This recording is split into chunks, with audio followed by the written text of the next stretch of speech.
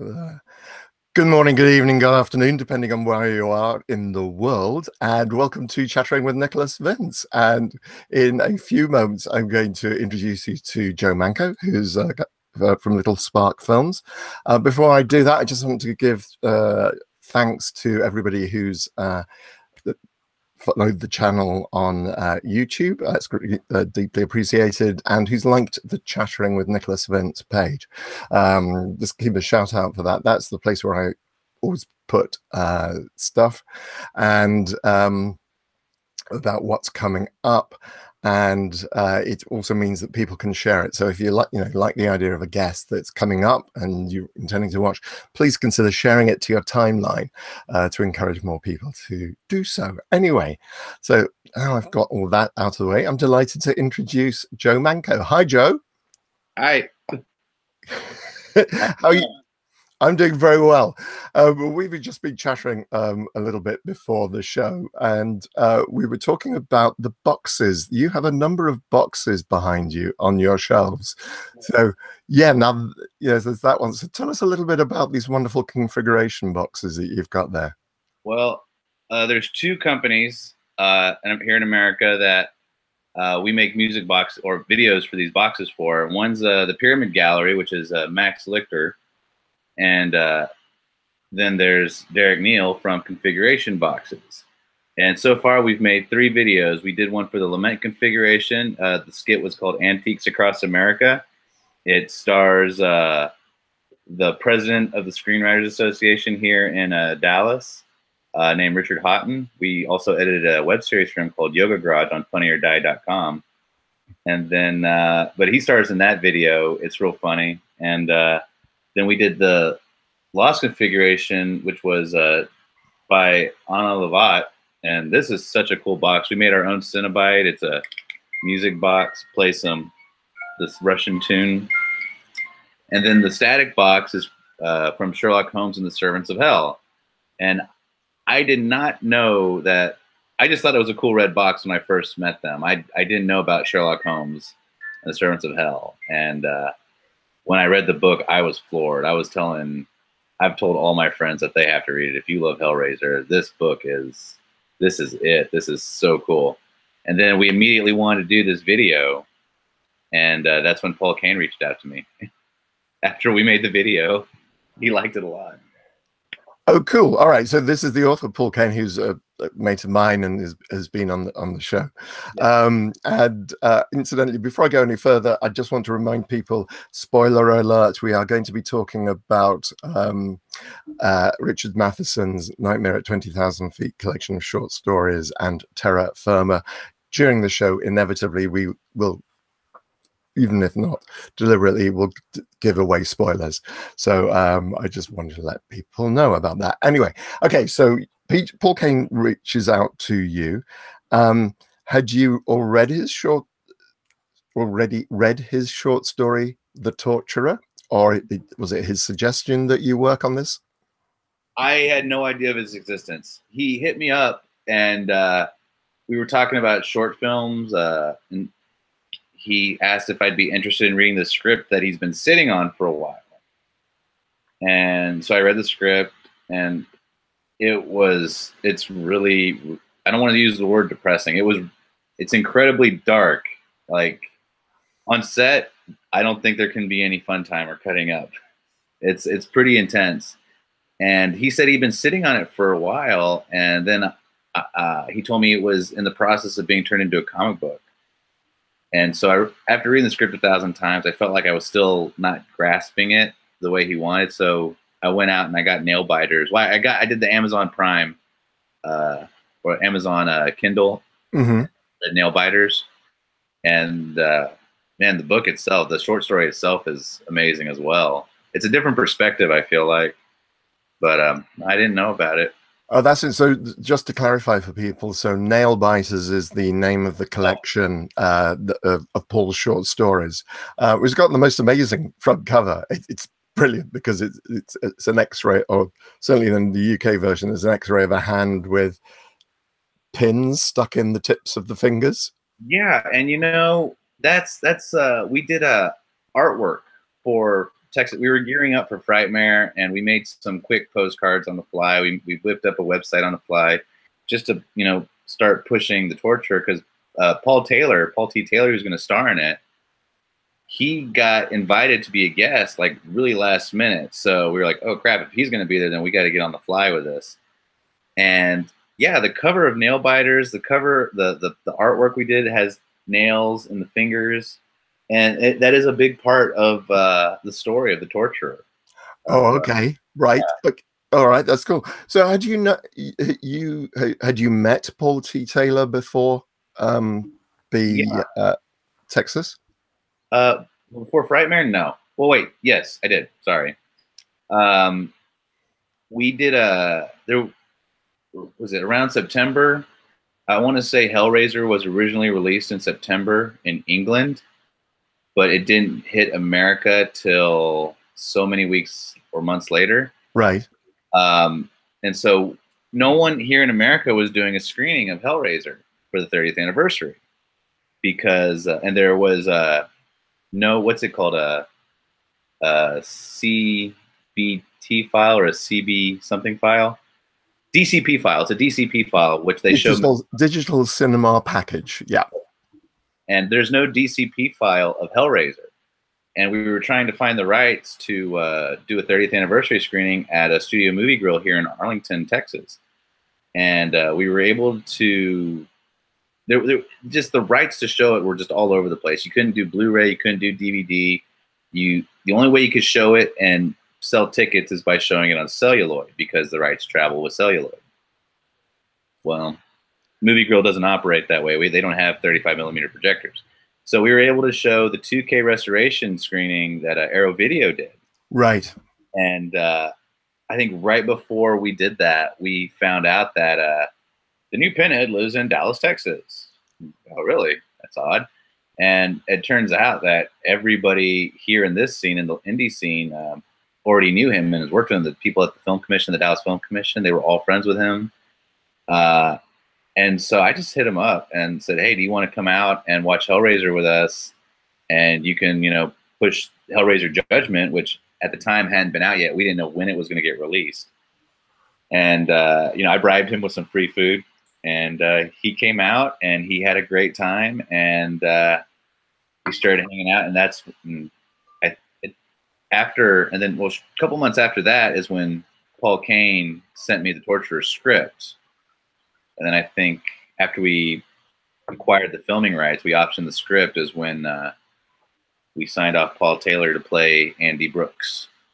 Right. Yeah, I met Paul at Texas, Paul Taylor. We're going to have to use the surnames just to distinguish which Paul we're talking about, because I really don't want to call him Pinhead Paul, because that would just be ridiculous. So yeah, I met Paul Taylor at Texas Fright Night. It was really lovely to meet him. I haven't seen Judgment. I'm not sure it's available over here yet. It may be, but I've been ensconced with other projects recently since I got back from Texas. Lovely guy, really interesting guy, and he's going to be coming on the show at some point. If you're watching, Paul, apologies, I haven't actually sorted out a date yet. I will sort out a date for you coming on the show. Looking forward to talking to you. So tell me a little bit about the, so you've got an Indiegogo campaign that went live last Monday, is that correct? Yes. Yes, sir. And to find, and there's a link on the Facebook page, on the YouTube page. I know if people are interested and want to check out the campaign. What is it I'm trying to say about this?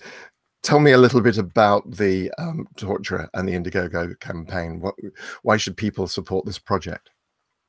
Texas Film. Here in Texas, we're pretty prideful, I guess. I don't know why people should support this. I want to make a movie. We all want to make a movie here, and it's really about just having the passion to do it. I mean, our makeup artist last night, he's been offered gigs to work for Marvel, and he just doesn't want to do it because he doesn't get to do what he wants. It's not the passion that he has for movie making. We want to make something that requires us to work with other people. We've never worked on a project that has forced us to work with so many outside sources. And like, so if we're going to go all out with this, we're going to go all out. And the people that have faith in us on this is just kind of baffling. Like my wife and I are just now realizing how many people are trusting us with this script, or trusting us with, you know, Paul Taylor. So, and like when I keep telling them it's going to be brutal, it's like, well, okay, we're going to get insurance, Paul. I promise that. So we'll take care of you. Yeah, you know, we're going to get insurance. We'll pay money to your friends and family after you died. No, yeah. But I mean, we want to make a really good film. We want to make everything we make tends to be comedic. Anti-Christmas Carol, our last short film, was not supposed to be funny. It was actually like a really dark story that I wrote on a whim, because when you do those, you know, you just got to go with wherever your brain takes you. I was going through a lot at the time. And it has to deal with, you know, narcissistic parents and during the holidays. And it was really depressing. It ended up being pretty funny in the end also. We won 2 awards for that. And then, you know, the one before that, Burnouts, well, that was, I guess, supposed to be funny. We didn't try, we just went. And it turns out it's probably one of the most hilarious things we've ever made. But no, we want to make something serious. And you know, what's really cool about doing these Hellraiser videos, the box commercials, is that, I mean, it shows people that we do take ourselves seriously, that we want to make something. We have a vision. We know what we want to make. We want to play with lights. We want to play with blood and gore effects. And we want to make some beautiful frickin' art and show it to everybody. And I think The Torturer, it's really bizarre how much of an opportunity that this one script gives us. It is in a completely black room. They're in an abyss, essentially, the way it's described. And when you're in that kind of scenario, and you're so limited with, I want to say color, but not. I mean, it's going to be in color. You know, there's going to be blood. There's going to be various, you know, gore effects. But to make all that shine, it's a challenge. It's going to be, I mean, we could make it beautiful. It's just the lights that we want to play with, the lenses we want to get. It's, man, I'm excited. I got chills thinking about it. It sounds really exciting. And you're saying we, and by that, I guess you mean Little Spark Films, which is your company? Yeah. I mean, I'm always the one doing the talking. If not me, my wife's doing the talking in person with other people. But no, it's a group of us. I mean, we have a burlesque troupe that we work with called Deadly Sins Burlesque and Sideshow. There's Miglio, who's our IT guy, and he does a lot of producing for us. There's Bart, who's our grip and gaffer. My wife, she does primarily the editing. I do a lot of the writing and directing. And then there's a band that we work with called Manifestive, the Heartbox, who they helped us make this box video. And Eve, she made her own Vibra. We're essentially an insane amount of creators. But our friends in Manifestive were in this video, and Eve, she's an artist herself, and she turned herself into her own Cenobite that she created. And you know, it's funny. It's a duo wife band, and they're both morticians, and that's how they met. And they play some amazing music, and they built their own instruments, and they're their own story. It's phenomenal. But you know, they help us out a lot too. So Little Spark Films isn't just my wife and I; it's all of us. Right. And how long have you been working? You know, how long has Little Spark Films been around? I want to say we're going on 5 years now. 5 years strong. We've done a lot of music videos. We've done a lot of 48-hour film races. We've done promotional videos for local bands in town. We've done a lot of events.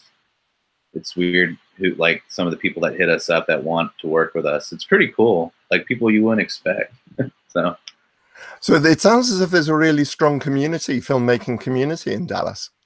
Oh yeah. Yeah, there was. I mean, because we used to be in my wife and I used to be in a rock and roll band called Aristoscat.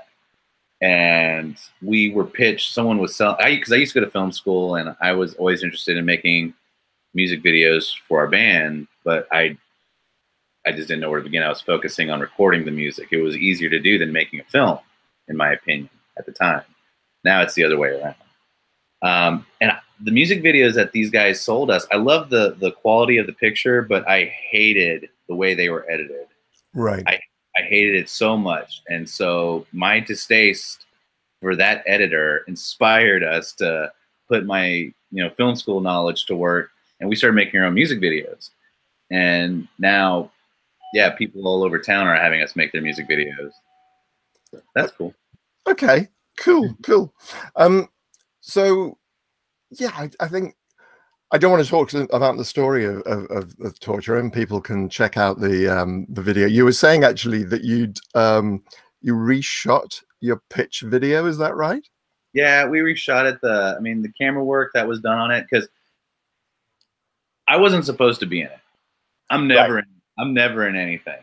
And the guy that we had that was going to be in it, he's so funny. He's so cool. He's got a handlebar mustache with a big bow tie. He looks like a used car salesman. His hair's all crazy, like a mad scientist. He's just the coolest guy. And he's also like really into skateboarding. And he's great friends with Paul T. Taylor. And so he was going to be in the video and help us, sell this. Just, a lot of last minute stuff came up. He couldn't do it. So, the first time we did a crash course. I mean, I was like, even though I wrote the campaign video script, I didn't know my own dialogue. So I was there. I was learning my lines. I was also like remapping out everything, who's going to be doing what.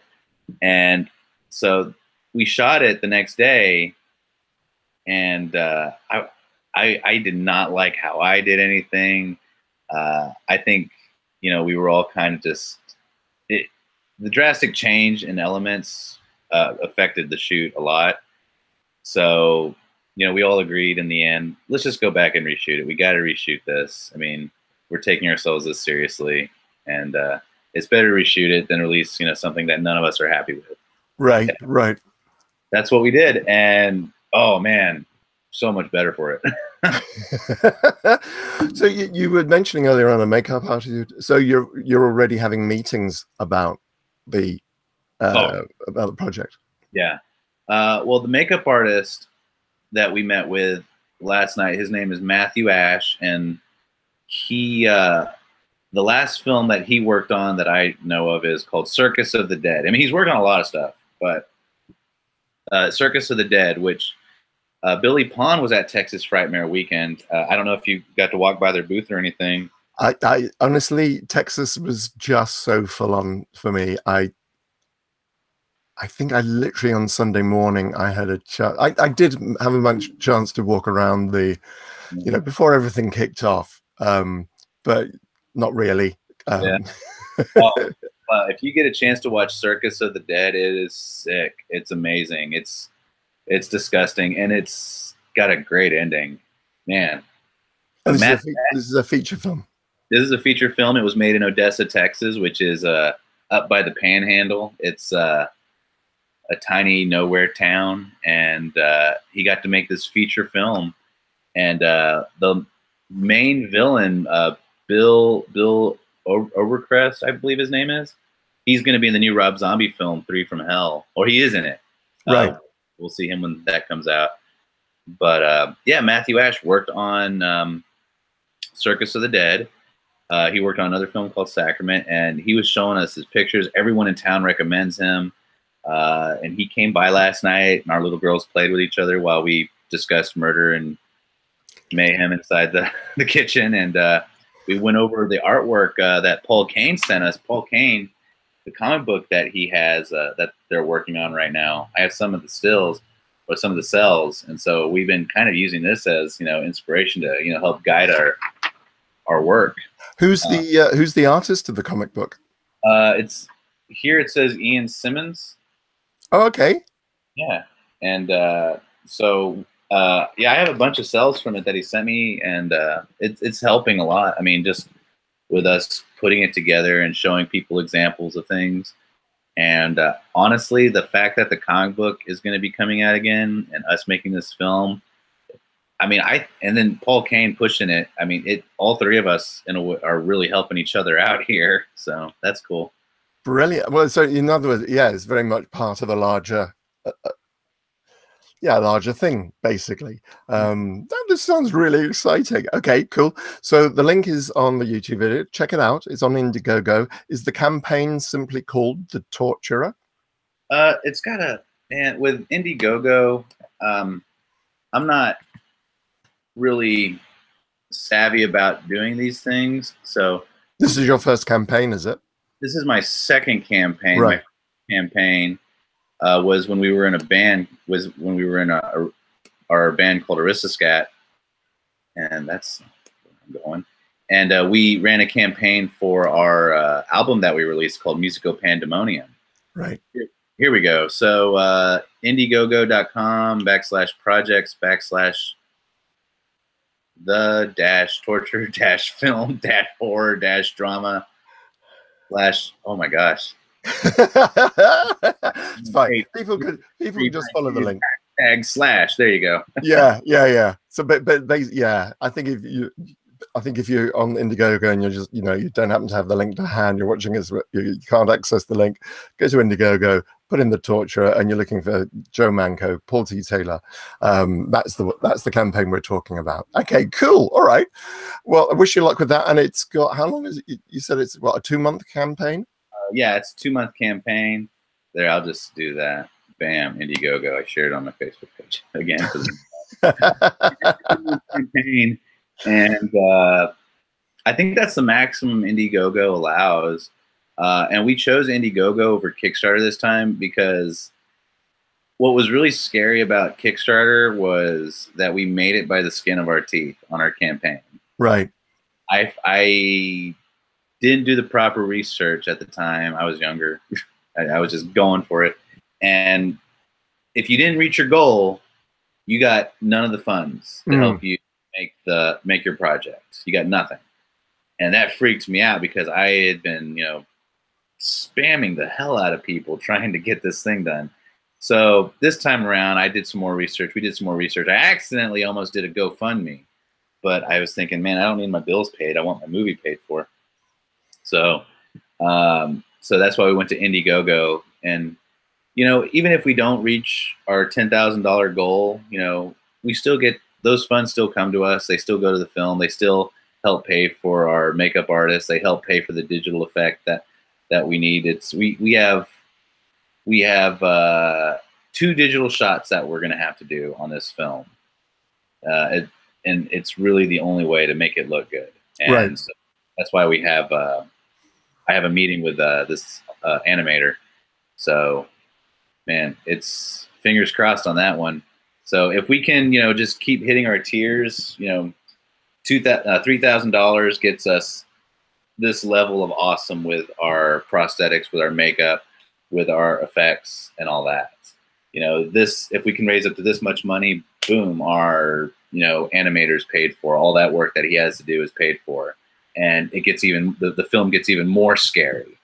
And, if we hit, this level, we get this actor to play the torture alongside with, Hellraiser Judgment's Paul T. Taylor. Right. And if we make more than our goal, then hell, we get to, send it to various film festivals. So the more money we make, the better the film will. Yeah. The more time we get to put into it. And, and it sucks, man, because a lot of people, you talk to someone who doesn't know how a movie's made, and it's really hard not to be rude, I guess, to sound rude, but I mean, some people just don't understand how much, stress and pain goes into it. I mean, hell, there is a marketing budget. You can't just submit to cons. That's like what, $2,000 just to submit? That doesn't even guarantee you to play, right? Yeah. I mean, but yeah, because this is a short film we're talking about, right? Yeah, but I know. I mean, I'm in the process of submitting short films to festivals at the moment. You just think, I don't have the money. It's as simple as straightforward. We've spent it on some festivals, and then you're just waiting for another lot of money to come in, because you always want to get it into as many festivals as possible. And it just, you know, there are so many festivals, and it really is a hit or miss thing as to whether or not you actually get things done. And the reasons for festivals not accepting things is often nothing to do with the quality of your movie. It's just what else they've got playing in the festival, and whether they can make a program that they think will entertain people. So yeah, it's you know, it's an expensive business. It really is an expensive business, and that's on top of everything else it takes to, you know, to feed. Because even if people are working for minimum or low wages, you know, you've still got to get them there. You've still got to make sure they're not actually physically out of pocket, if at all possible. And that just costs, you know. And then there's equipment hire. And as you say, if you've got makeup effects going on, you've got to pay for the materials. You got to pay for food every day. Yeah, yeah.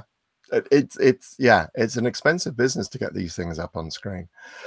Cool. All right. Well, this sounds really exciting. I'm very excited for the Torturer. I look forward to seeing the finished result. Let's talk about something else. I asked you for a couple of hidden horrors, a book and a film. So we're going to start with the book, and that is this book, and that's called Nightmare at 20,000 Feet. And I'll be amazed if anyone who's watching this show hasn't actually come across this. Although I say this, but of course, unless you were around kind of the end of the last century, you may not have come across the Twilight Zone episode of Nightmare of 20,000 Feet, or the Twilight Zone movie, which refeatures the story. Why did you choose this book? I was on a big Richard Matheson kick in the early 2000s, and I really loved I Am Legend. I really hate every visual adaptation I have seen of I Am Legend, except for Night of the Living Dead, which ended up not becoming I Am Legend there in the end. But Nightmare at 20,000 Feet, you know, I was going through it again, and the opening story, which is the title of the book, it's flooring. It's I guess one of the things that I've always been scared about is being buried alive. If there's one thing that has always like made me cringe, it's that. And you know, when you're on a plane, I've only ridden a plane a handful of times in my life, and there's just always this uneasiness about it to me. I couldn't get, and I've never willingly gone out of my way to get on one again. Just if you know. Actually, no, the last time I was on a plane, I was in the 5th grade. Yep. Wow. Yeah, so it's always just had this weird uneasiness for me, and this book just... I saw the William Shatner episode when I was a little kid, and it had some crazy shots in there. It was insane how... I mean, when did that episode come out? It was before Star Trek. I should really have this to hand, come to think of it, but we could actually, I can ask Craig. Craig, could you find out when the William Shatner episode of The Twilight Zone, Nightmare at 20,000 Feet, came out? We'd be very grateful. Yeah, I mean, it's black and white, so it's going to be I suspect it's going to be earlier than the 90s. It's probably going to be the 70s.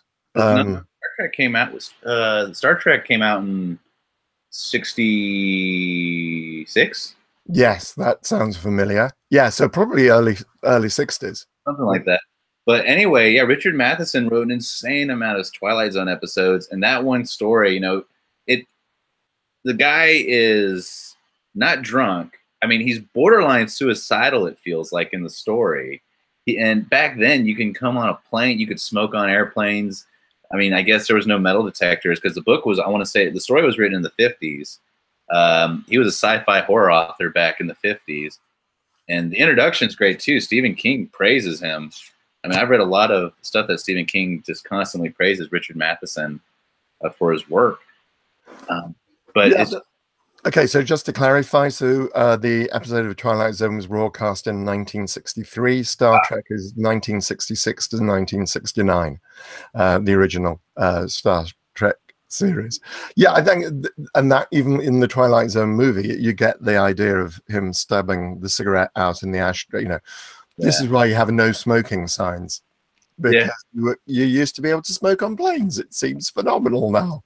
But then people smoked everywhere in those days. You know, that's the thing that can date something to the 50s, 60s, it's you know, prior to the smoking bans, is the fact that people wander around. And of course, one of the things, I was watching something the other day, and I thought, what that means is for filmmakers that you lose this wonderful ambience in the light of smoke drifting across people's faces.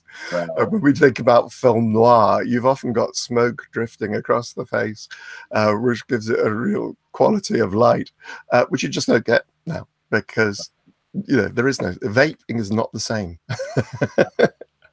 Vaping, no, you don't get the same kick when you vape, you know. Yeah, but I think just visually vaping is just not the same, really. A completely different feel. Yeah, it's a wonderful story, and I'm so pleased I'm not actually managed to read it all, but it does contain one of my favorite stories, which I knew no idea who'd written it. I just remembered it, and it's called Witch War. Witch spelt W-I-T-C-H, which was kind of the inspiration between one of my short films, Necessary Evils, and more about that in the next few weeks. But yeah, so it's really nice and I think this is the thing about Matheson. He's anthologized. These stories appear in lots of different anthologies, so it's really interesting to read about it, And the thing is, most of them were written in the 50s and 60s. Yeah, like, dude, I'm sorry. I didn't realize, you know, when I was younger, I'd always been, you know, kind of just I had always been pulled towards Richard Matheson stories. Like when I was a real young kid, it was really weird that, you know, I like Star Wars and Indiana Jones, but I also like Somewhere in Time. That was a really sad movie for me, and I still love that movie with Christopher Reeves and Dr. Quinn, Medicine Woman. But that's a Richard Matheson. That's a Richard Matheson story, and it's phenomenal. It's my opinion. Yeah. No, I don't think I've ever seen Somewhere in Time. So it's a tearjerker. Oh, okay. And Craig will be able to tell us the name of the actress, which is just on the tip of my mind, but you know, just somewhere out of reach. Somewhere in Time. Okay, cool. Yeah, and again, it's very interesting reading the reviews on Amazon when I picked it up, and someone saying, don't know why Stephen King is saying this, and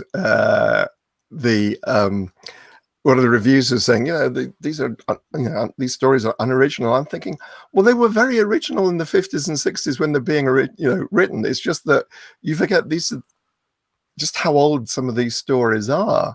But what I do like about Matheson is he plays to our paranoia, the fear of flying.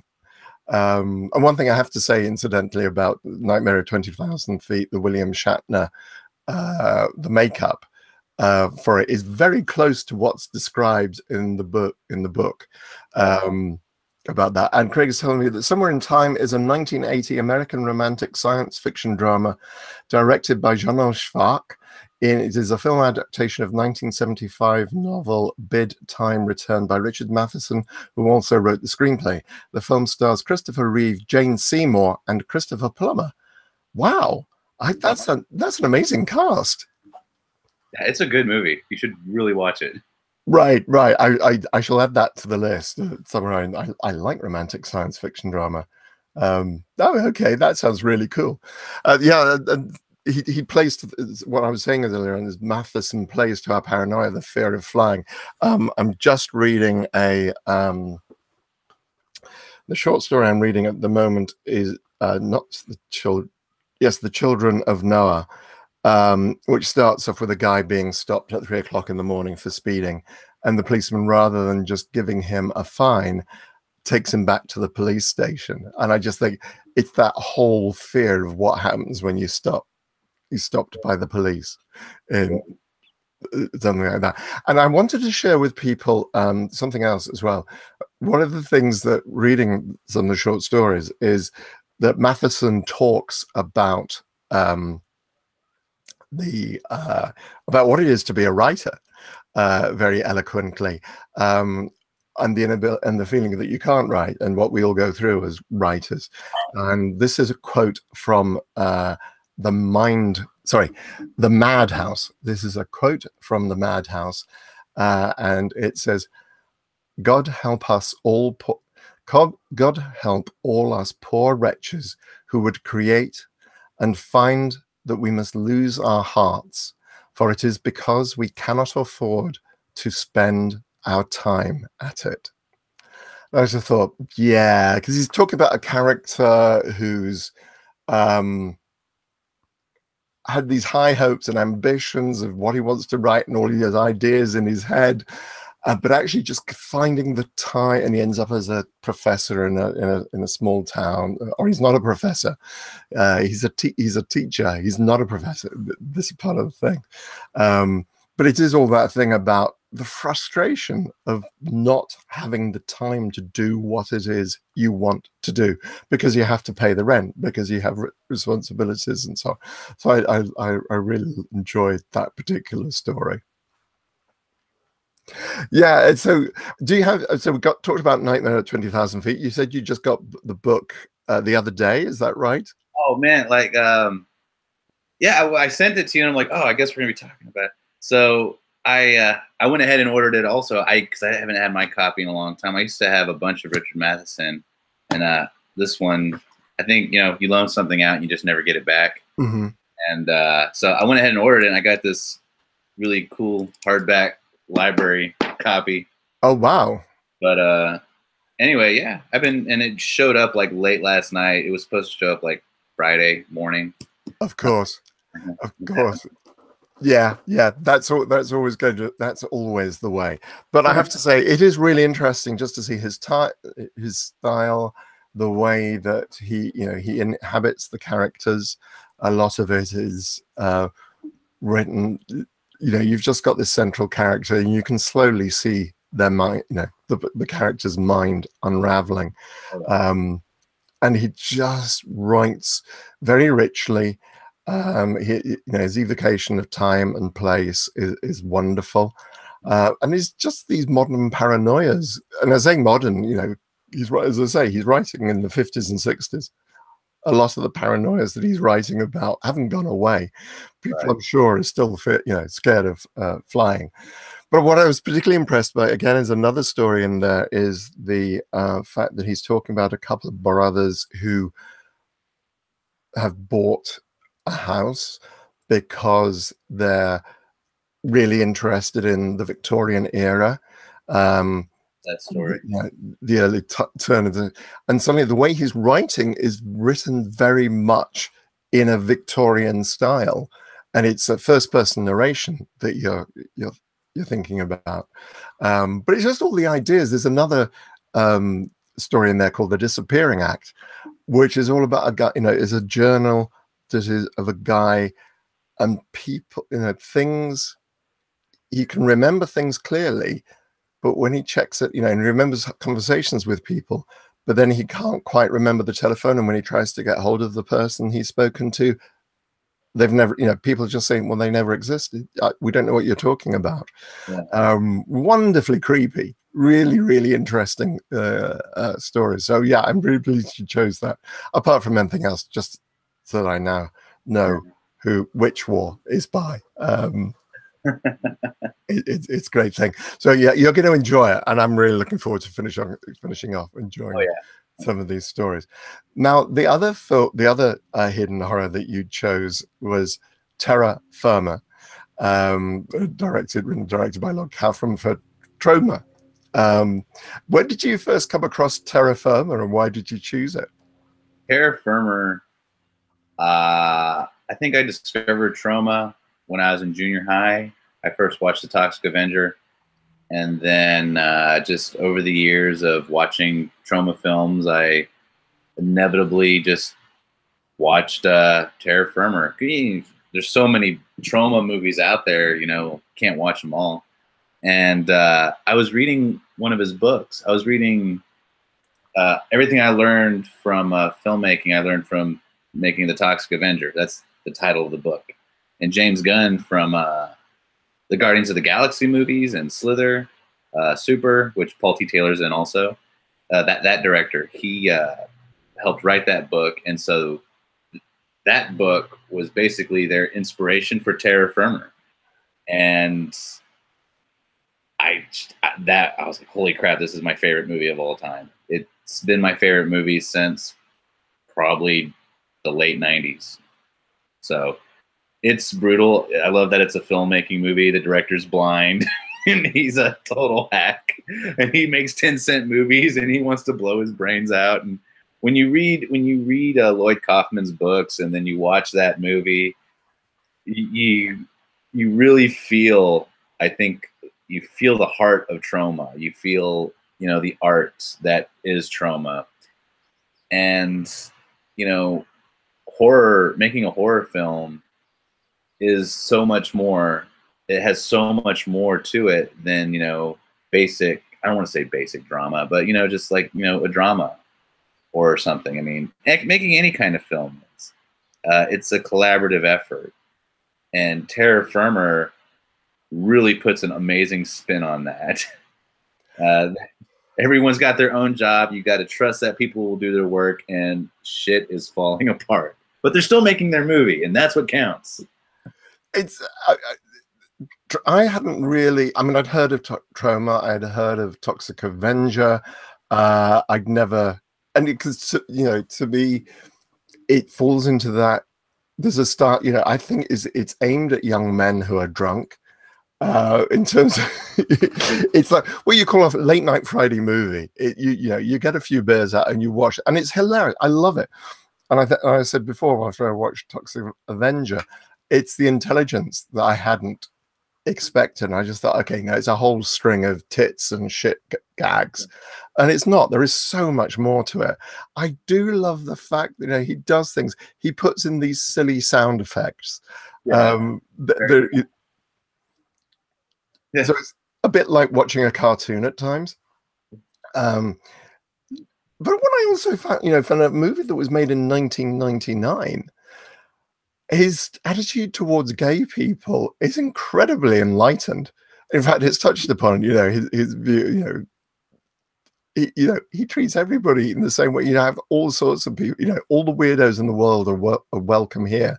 It feels on that set. It's the fact, you know, you just have a gay character, and there's a lovely sequence where the lead actress is, you know, she fails to have sex with the guy that she's after, and of course she looks around and everybody is making around by her, and then you just see all the couples, and she walks about, and then you pass a couple of gay guys and it's like, he doesn't just pass by quickly. He dwells on it. It's like, yeah, this is obviously two guys making out. I just thought that's extraordinary for that time. So yeah, it's oh man, Lloyd Kaufman. When you read his books, he bitches a lot about, you know, blockbuster rental companies and stuff, making films overseas, budgets. You know, marketing, producers pulling the strings, and, you know, then dealing with the MPAA and how they're bitching about over every little thing, and then actors, you know, committing to one thing, and then, you know, right when it's time to shoot, they bail on it because, you know, they have the upper hand. And it's when, as an indie filmmaker, yeah, you know, we're shooting digitally now, more digitally now than, you know, people were back then. In the 90s, it wasn't very long ago. It was only like 20 years ago. But I feel like the same insight, like that insight that he has, still applies today when making a film. And I personally use the trauma rules of, you know, safety to humans, safety to people's property, make a good film. And, you know, it's all about, you know, making the film, enjoying your product, and sharing it with the world. There's a lot that Lloyd has. He does have a very accepting attitude, I guess, just towards, you know, society, towards, you know, what's going on, different cultures and different people. Personally, when I was growing up, I had a father who was not very accepting towards, you know, homosexuals or towards bikers even. He talked shit about anybody he saw. He hated everybody. And I think as I was growing up, I was having that negative mindset and, you know, just being, you know, fascinated with horror films and the different types of people that are always in horror films. And then discovering trauma and then watching all that, it really, I think, helped open my mind to just different diversity, you know? It is, a friend, Laurie. Hi, Laurie. If it weren't for Lloyd Kaufman, I probably would never have seen Cannibal, the musical, South Park's Trey Parker and Matt Stone's film school project. Yeah. Yeah, yeah, yeah. Oh, man, if you love musicals, watch Cannibal, the musical. Holy smokes, man. That's one of the greatest things ever. There you go. Just watch it. Well, I remember going to see Trey Parker, South Park, the movie, Longer and Uncut, when it first came out with Craig. I remember because we'd seen bits of South Park. We weren't huge fans, and we'd seen this movie and said, well, it sounds kind of okay. You know, this sounds, you know, we'll go and see a funny movie. And I remember sitting in the cinema with Craig, and in front of us there was a row of about, I think they were 14, 15-year-olds, and we'd heard them speaking, and it was fairly clear that they came from what we call a public school, i.e. they were privately educated. They come from very, very nice homes, and you could just hear them watching this movie and going, oh, I don't think we're supposed to be laughing. I don't think we should be watching this. I don't think it was that kind of nervous laughter. Oh, what are we? I don't think we're supposed to watch this. So yeah, but I think this is a great thing because, of course, the only other the book of Lloyd Kaufman's I've read, and I think the thing is Make Your Own Damn Movie. Yeah. His advice when people say, you know, saying, how do you make movies? Just make your own damn movie. But I think, you know, he's incredibly encouraging of the, you know, the truly independent. And at the beginning of Rebel, the book Rebel Without Robert Rodriguez, A Rebel Without a Crew, he talks about meeting Kaufman, who explained to him why his film, the original El Desperado, would never get distributed. Yeah. I've never met, and you know, he's a great mate of mine, Liam, and he's just think, yeah, he's a really inspiring, you know. I think, you know, the 50s and 60s had Roger Corman, a completely different kind of filmmaker, but the same independent spirit. Yeah. And Kaufman is doing it. He's just really championing independent filmmaking and what's involved in actually getting a film from what is now digital in front of people's eyes. Yeah. Oh man, I mean, he's working hard, and it took him on our anniversary. Okay, here in town, there's a theater called the Texas Theater, which is when John F. Kennedy was assassinated in Dallas. Mm-hmm. If you want to go down that rabbit hole of conspiracy, they apprehended Oswald at the Texas Theater, and it's still a grindhouse today. But at that theater, they were showing one of Lloyd Kaufman's new movies, Return to Nukem High, Volume 1. And we went and saw that my wife and I went and saw that on our anniversary, wedding anniversary. And that was real fun. That was a trip. And, you know, the second part of it is finally on its run this year. But I don't think Kaufman's doing cons. Like, he used to have a lot of friends at the Cannes Film Festival, but I think he's completely finished with them. Like, they screwed him over or something this last go around. But he sells all his movies at the festivals. Mm. And so when you watch, like, you can watch, he has documentaries of what he does when he goes to these big festivals, and he has meetings with people, investors or potential buyers, and he does make sales like this. And he brings his entire cast and crew from these spastastic movies, and they're making total asses out of themselves. You can already imagine. You just watch Terror Firm. You can imagine what they're acting like in front of these people with lots of money, and he still gets the movie sold. Yeah. I would really like to meet him in the flesh. He sounds like absolutely, you know, the more I watch of his movies, and I think there's a couple of moments it's like, as I say, I mentioned the fact that he puts in these weird sound effects as if you're watching a cartoon. One of my favorite sequences in Terra Firma is that, you know, the lead and the love it, you know, the two lead characters, the boy and the girl, who are in a diner, having a conversation in a diner, and he starts putting on a laughter track in the diner scene. And at the end of the diner scene, it just says, this diner scene was filmed in front of a live audience. And it's all those gags. And then halfway through the movie, he has characters talking about the director's previous films and saying, oh, you mean those films that are now available on VHS or DVD with a director's commentary? Gosh, how do I get hold of one of those? Okay, well, just go to trauma.com, and it's flashing it up. It's like, this is outrageous, and it's wonderful because it's just so in keeping what it is. I love the effects in Trauma. You know, it's just completely over the top.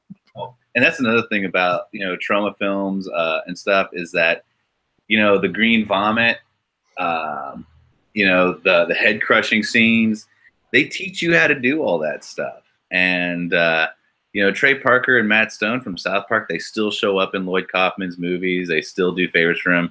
Lloyd Kaufman still shows up in James Gunn's movies. Eli Roth from Hostel, he worked on Terra Firma. They all did. All these people come from Trauma, and they are all primarily horror. Well, not James Gunn so much now, and hopefully he goes back to it. I don't know. I think he's got a new film coming out that's going to be a horror film, but he's only producing. But I mean, just like, yeah, it is. It's fun time horror film school. I love it. Yeah. You know, I wish there was more access. I wish it was more accessible to me when I was even younger. You know. Well, yeah. I mean, I was able to watch it on Prime in the UK, so I think there was quite a few Trauma stuff. He must have sold his catalog to Amazon. So you can watch his movies on YouTube for free. He's got Trauma Now. You can watch them on. You used to be able to watch them on Netflix, not anymore. But he's got Trauma Now. You can watch them all on YouTube and on Amazon. But the next one you should watch, in my personal opinion, is Tromeo and Juliet. Oh yes, with the same lead actor, Keegan. Yeah. And Lemmy from Motorhead is the narrator, and he does all this. It's like it's Shakespearean, but in Lemmy's, and you know, general Lemmy fashion. Well, I shall look for it. It's been on. I'm trying to think if it's actually on my wish list. Okay, so we're coming to the end, but we've got some questions that have come in from some of our viewers. Derek, I'll come to your question in a few moments, but first, Kim. Hi, Kim. Joe, what is your favorite? Okay, so we're talking about, we're kind of possibly answering this question, but apart from this film, do you have any other favorite horror film? And do you have a favorite comedy horror movie?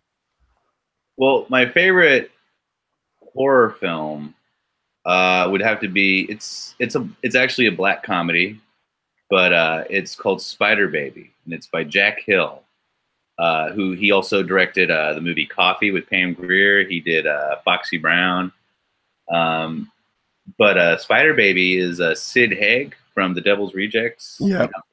It's his first. It's like one of his first movies, and it's Lon Chaney Jr. It's his, like, I think it's his last movie, if not second to last film, and it's about a house of people that have grown through inbreeding. And Lon Chaney is the chauffeur of the house, and he's the last living adult. And these children are, when they're really young, they're evil and maniacal, and they don't find any. They're socially unacceptable. They find no problem with hurting other people. In other words, they're children before we started drugging them for ADHD. Yeah. Yeah, basically. Yes. I was on Ritalin when I was a child. I'm glad they fixed that. Yeah. But as they get older, their brains start to deteriorate and degenerate, and they have kind of a retardation. And Sid Haig is the older brother, but he acts like, you know, a goofy monkey baby. And it's in black and white, and I think it's a great film. I tried showing it to my friends when I was in high school, and they thought I was batshit crazy. They like Dawn of the Dead. I love Dawn of the Dead. Dawn of the Dead's cool. Who doesn't like Dawn of the Dead? But I mean, you know, here's a different film, guys. But no, Spider Baby by Jack Hill. It's a great film. Okay. And my favorite right now, my favorite comedy horror film, even though I just listed one. Right now, it's Stage Fright, which is it's a heavy metal, or it's a death metal opera musical starring Meatloaf, and it's Phantom of the Opera, but it's called Stage Fright, and it takes place at a summer camp that is falling apart, and Meatloaf has to he's trying to get the budget for the summer camp back, and there's a killer loose inside the summer camp as they're trying to play their version of Haunting of the Opera in kabuki form. And the killer does his own theme music dun, dun, dun, dun, dun, dun, as he's murdering people. And it's brilliant. I love it. It's such a fun movie. That sounds great. Okay. And in our last few minutes, Derek Neal, who we've been talking about from Configuration Boxes. Joe, what is your dream project? If you know, if somebody just said, "Hi, I really like your work. I'm going to give you a load of money to make a movie," what would it be? Man, that's a broad question. It's funny because I was like geeking out the other day on our Servants from Hell box. I was like, I want to make that movie, and I've always wanted to make Richard Matheson's I Am Legend, but I would want it to take place in the 70s, like the book did, and him actually drive, you know, an old station wagon, and but I'd want it to be filmed like it was in the 50s, if that makes sense, but it place in the 70s. I've just always had a lot of shot ideas for that.